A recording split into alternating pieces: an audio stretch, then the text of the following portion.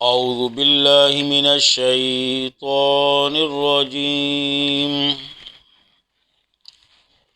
بسم اللہ الرحمن الرحیم ولا تلبسوا الحق بالباطل وتكتموا الحق وأنتم تعلمون۔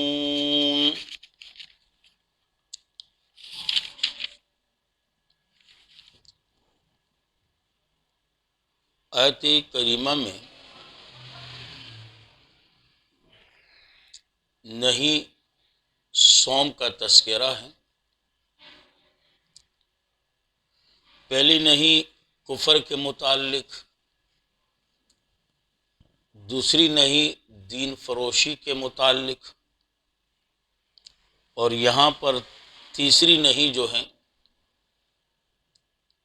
وہ تلبیس حق، یعنی حق اور باطل کو ملانا، اسے کہا جاتا ہے تلبیس۔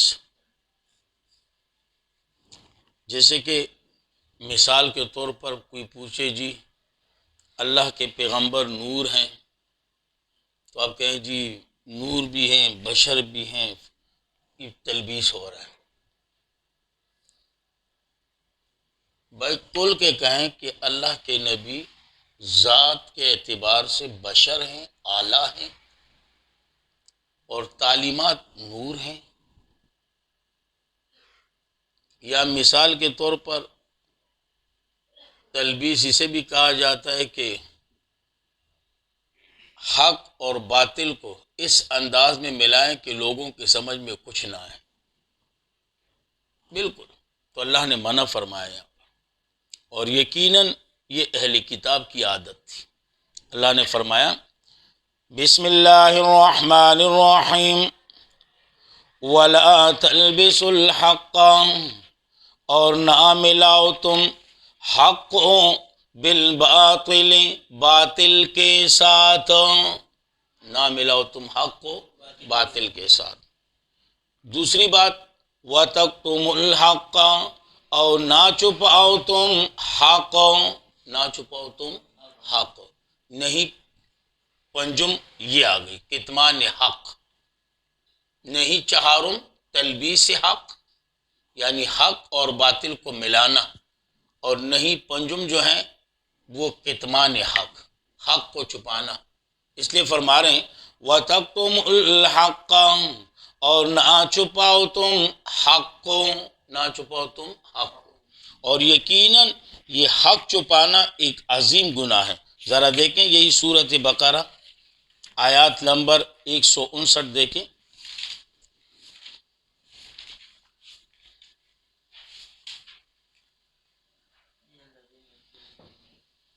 دوسرا پارہ آیت نمبر 159، ان الذین، یقیناً وہ لوگ، یکتمون جو چھپاتے ہیں، ما اس کو، انزلنا جو ہم نے نازل کیا، من البینات واضح دلائل، والہدا اور ہدایت، من بعد ما بیناہ بعد اس کے کہ ہم واضح کر چکے ہیں اس کو، للناس لوگوں کے لیے، فی الکتاب کتاب میں، فی الکتاب کتاب میں، اولئک یہی لوگ، یعنی ان پر اللہ کی بھی لعنت، اور ویلعنہم اللاعنون، اور ان پر تمام لعنت کی جو بد دعا کرنے والے ہیں ان کی بھی لعنت، اتفاقی طور پر لعنتی، صحیح ہے نا جی، اللہ کی بھی لعنت، اور جو لعنت کی بد دعا کرنے والی مخلوق ہے نا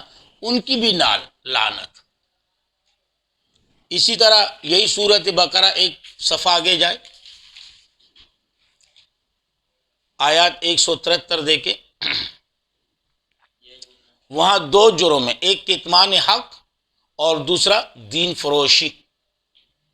ان الذین یکتمون، کتمان حق آ گیا، ان الذین یکتمون ما انزل اللہ من الکتاب، ایک جرم یہ ہو گیا، کون سا جرم؟ کتمان حق۔ دوسرا جرم دین فروشی، وَيَشْتَرُونَ بِهِ ثَمَنًا قَلِيلًا وَيَشْتَرُونَ بِهِ ثَمَنًا قَلِيلًا۔ اب ذرا سزاؤں کو دیکھیں، اولئک ما یأکلون فی بطونہم الا النار، جو پیٹ میں ڈالتے ہیں نا، یہ حقیقت میں جہنم کے انگارے ڈال رہے ہیں، اگرچہ بظاہر یہ کھانا پینا وغیرہ لیکن حقیقت میں یہ انگارے ہیں۔ اور دوسری سزا وَلَا يُكَلِّمُهُمُ اللَّهُ يَوْمَ الْقِيَامَةِ، اللہ ان سے بات نہیں کرے گا۔ کون سی بات؟ رحمت والی، شفقت والی، غیظ و غضب والی باتیں تو ہوگی لیکن رحمت اور شفقت والی باتوں سے محروم ہوگا۔ اور تیسری سزا وَلَا يُزَكِّيهِمْ، گناہوں سے بھی پاک نہیں کرے گا ان کو۔ اور چوتھی سزا وَلَهُمْ عَذَابٌ أَلِيمٌ، ان کے لیے دردناک عذاب۔ جرم کتنے ہو گئے؟ دو، ایک کتمان حق اور دوسرا دین فروشی۔ اب خود ہی اندازہ لگائے کتمان حق کتنا بڑا جرم ہے۔ آپ کو حق معلوم ہے، اس کے باوجود آپ حق نہیں بول رہے ہو، کتنا بڑا جرم ہے، کتنا عظیم گناہ ہے۔ ہاں، یہاں پر جرم دو، سزائیں چار۔ ایک سزا جو کا پی رہے ہیں، یہ حقیقت میں جہنم کے انگارے اپنے پیٹ میں ڈال رہے ہیں، اور دوسرا کہ روز آخرت اللہ ان سے باتیں نہیں کرے گا۔ کون سی باتیں؟ رحمت والی، شفقت والی۔ اور تیسری سزا وَلَا يُزَكِّيهِمْ، گناہوں سے صاف بھی نہیں کرے گی ان کا۔ اور چوتھی سزا وَلَهُمْ عَذَابٌ أَلِيمٌ، ان کے لیے دردناک عذاب ہوگا۔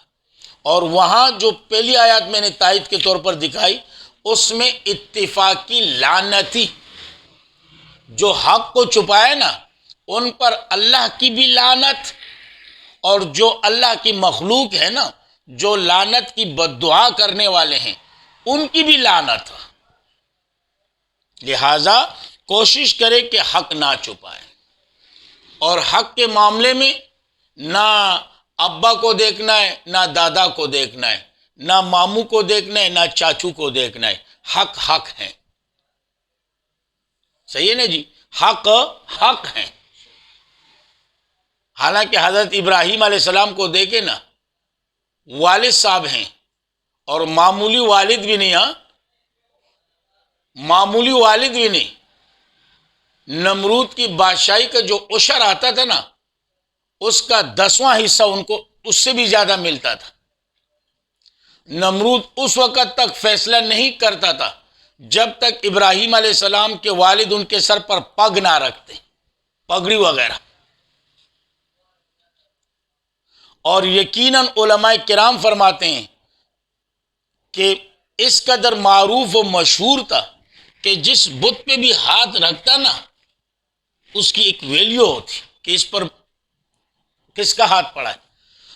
عزر کا۔ بعض لوگ کہتے ہیں بت بنانے والا، نہ، وہ اپنی جگہ ایک قول ہے، لیکن معروف و مشہور جس بت پہ صرف ہاتھ رکھتا نا، جیسے کہ آج کل آپ دیکھتے ہو اکثر کرکٹر وغیرہ جس بیٹ پر ان کا، آپ لوگ انگلش میں کیا کہتے ہو، سنیچر وغیرہ، وہ موجود ہو، اس کی ایک ویلیو ہوتی ہے۔ پھر وہ بیٹ جو استعمال کرے، اس کی اپنی ایک ویلیو ہوتی ہے۔ لہذا جس بت پہ صرف ہاتھ رکھتا نا، اس بت کی ایک ویلیو ہوتی تھی۔ اور جس وقت حضرت ابراہیم علیہ السلام مسئلہ بیان کر، یعنی مسئلے کا بیان شروع کیا، اس وقت حضرت ابراہیم علیہ السلام کے گھر میں علماء کرام فرماتے ہیں، مفسرین حضرات فرماتے ہیں، تقریباً 450 نوجوان لڑکیاں موجود تھیں، جو لوگوں نے حضرت ابراہیم علیہ السلام کے والد کو بطور نظر پیش کی تھی۔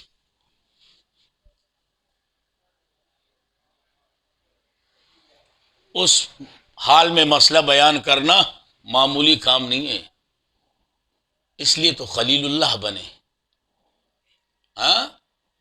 اور قوم اپنے والد صاحب کو کیا ہے، والد صاحب بھی موجود ہیں، قوم بھی موجود ہیں، ایک طرف والد بھی ہیں، پوری قوم ہے، دوسری طرف تنہا ابراہیم ہے۔ ابراہیم علیہ السلام کیا فرما رہے ہیں؟ انی اراک و قومک فی ضلال مبین، میں دیکھتا ہوں آپ کو بھی اور آپ کے قوم کو بھی گمراہی میں۔ حضرت ابراہیم علیہ السلام نے والد محترم، والدہ محترمہ، بے شک احترام اپنی جگہ، لیکن حق کے معاملے میں یہ ذہن میں رکھیں۔ تو اس لیے فرمایا یہ عادت جو تھی نا یہودیوں کی تھی، اس لیے اللہ فرماتے ہیں وَلَا تَلْبِسُوا الْحَقَّ، اور نہ ملاؤ تم حق کو بالباطل، باطل کے ساتھ، وَتَكْتُمُوا الْحَقَّ، اور نہ چھپاؤ تم حق کو، وَأَنْتُمْ تَعْلَمُونَ، حالانکہ تم جانتے ہو کہ یہ حق ہیں، حالانکہ تم جانتے ہو یہ حق ہے۔ وَأَقِيمُوا الصَّلَاةَ، یہ کام یہ کیوں کرتے تھے یہود وغیرہ، دین فروشی وغیرہ، حق چھپانا وغیرہ کیوں کرتے تھے؟ تین وجوہات کی وجہ سے۔ نمبر ایک حب جاہ، نمبر دو حب مال، نمبر تین حسد۔ جا تو جانتے نا، حب جاہ، او ایک مقام، عزت، واہ واہ جی جی ہو، حب جاہ، اور ایک حب مال، اور تیسری حسد۔ اب وَأَقِيمُوا الصَّلَاةَ کے اندر ان تینوں بیماریوں کا علاج، وَأَقِيمُوا الصَّلَاةَ علاج حب جاہ کا، جب نماز پڑھو گے نا تو یہ عاجزی خود بخود آئے گی، کیونکہ آپ سوچو، دیکھیں جی میں ایک بندے کا تابع ہوں، جب تک وہ سمیع اللہ لمن حمیدہ نہیں کہتا میں سر نہیں اٹھا سکتا، سجدے میں نہیں جا سکتا۔ جب ایک بندے کے میں اس قدر تابع ہوں تو اللہ کا تابعدار کیوں نہ بنوں؟ سمجھ میں آ رہی؟ تو وَأَقِيمُوا الصَّلَاةَ علاج حب جاہ، وَآتُوا الزَّكَاةَ علاج حب مال۔ جب زکوٰۃ دو گے نا تو محبت خود ختم ہوگی، اور یقیناً جن کے ہاں یہ حب مال والا معاملہ ہونا وہ اکثر سود میں مبتلا ہو جاتے ہیں، وہ پھر جائز اور ناجائز کو نہیں سمجھتے اور نہ ان کا خیال کرتے، نہ پرواہ وغیرہ کرتے، بس مال ہونا چاہیے، چاہے جائز ہو یا ناجائز، چاہے اپنا ہو یا پرایا ہو، چاہے اپنا حق ہو یا کسی اور کا حق ہو، بس میرے پاس آنا ہے، جس طریقے سے بھی ہو، بس مال ہو۔ تو علاج حب مال کا جو ہے نا وہ وَآتُوا الزَّکَاةَ، اور تیسرا حسد، تو اس کا علاج وَارْكَعُوا مَعَ الرَّاكِعِينَ کے اندر ہے۔ وَارْكَعُوا مانا جھک جاؤ، مَعَ الرَّاكِعِينَ جھکنے والوں کے ساتھ۔ جب جھکو گے نا، آپ کے اندر جھکنے والی صفت آ جائے تو حسد ختم ہو جائے گی۔ تو اس لیے فرمایا یہ امور ثلاثہ ہے، اور اس کے اندر علاج ہیں ان تین بیماریوں کا۔ نمبر ایک حب جاہ، نمبر دو حب مال، نمبر تین حسد۔ وَأَقِيمُوا الصَّلَاةَ علاج ہیں حب جاہ کا، اور وَآتُوا الزَّکَاةَ علاج ہے حب مال کا، وَارْكَعُوا مَعَ الرَّاكِعِينَ علاج ہے حسد کا۔ اس لیے فرمایا وَأَقِيمُوا الصَّلَاةَ، اور قائم کرو نماز، قائم کرو نماز، وَآتُوا الزَّکَاةَ، اور دو زکوٰۃ، یہ نہیں کہا کہ لو زکوٰۃ، دو زکوٰۃ، لیکن کیا کریں، ہم تو لینے کے عادی ہیں، دینے کے تو ہمیں، اللہ رحم فرمائے۔ اور یقیناً زکوٰۃ دینے سے مال میں اضافہ ہوتا ہے، زکوٰۃ دینے سے مال میں اضافہ ہوتا ہے، اور یہ کہ قرآن کریم کے اندر ہے نا یمحق اللہ الربا، آگے کیا ہے جی، وَيُرْبِي صدقات، جو صحیح مال ہو نا اس کے اندر اللہ اضافہ کرتا ہے، خیر و برکت ڈالتا ہے۔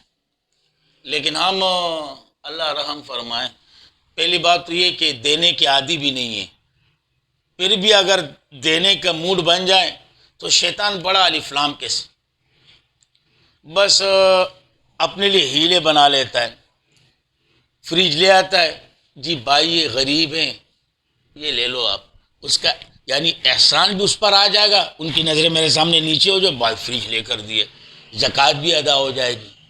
ہاں، شیطان بڑے طریقے بناتا ہے اس میں، ایسے ایسے ہیلے ہمارے سامنے لے کے آتا ہے، خالہ ہے، تایا ہے، ماموں ہے، چاچو ہے۔ میں یہ نہیں کہہ رہا کہ ان کو زکوٰۃ نہیں دینا ہے، جو واقعی مستحق ان کو دینا ہے، لیکن ہماری نیت یہ نہیں ہوتی۔ ہماری نیت یہ ہوتی ہے کہ ان پر احسان آ جائے گا، ان کی نظریں ہمارے سامنے جھک جائے گی۔ کل اگر وہ کچھ کہیں چپ بھول گئے کیا، جی جی، لا حول ولا قوت الا باللہ، اللہ رحم فرمائے۔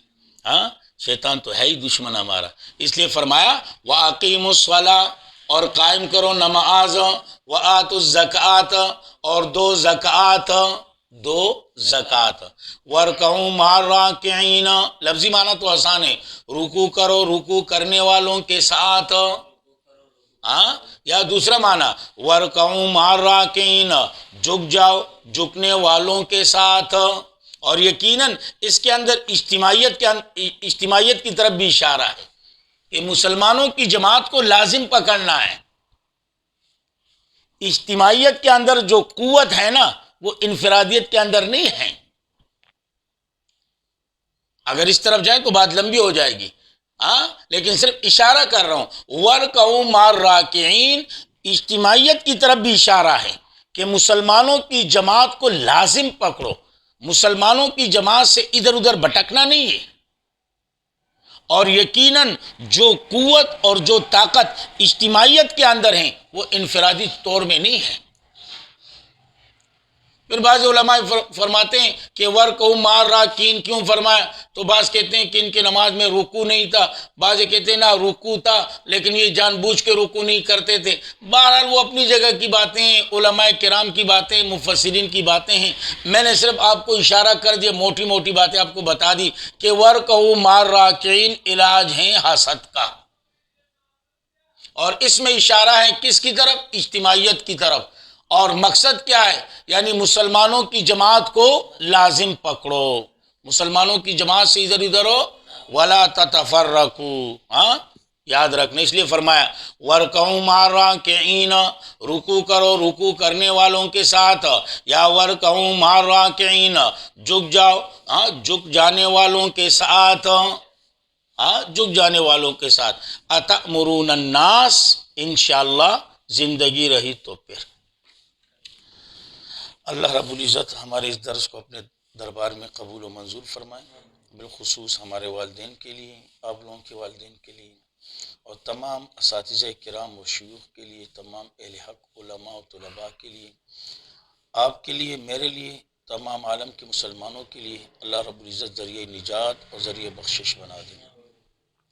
جس قدر مسلمان دنیا سے رخصت ہو چکے ہیں، اللہ کریم سب کی مغفرت فرما دیں۔ جو بیمار ہیں اللہ کریم سب کو شفائے کاملہ اور صحت کاملہ نصیب فرمائے۔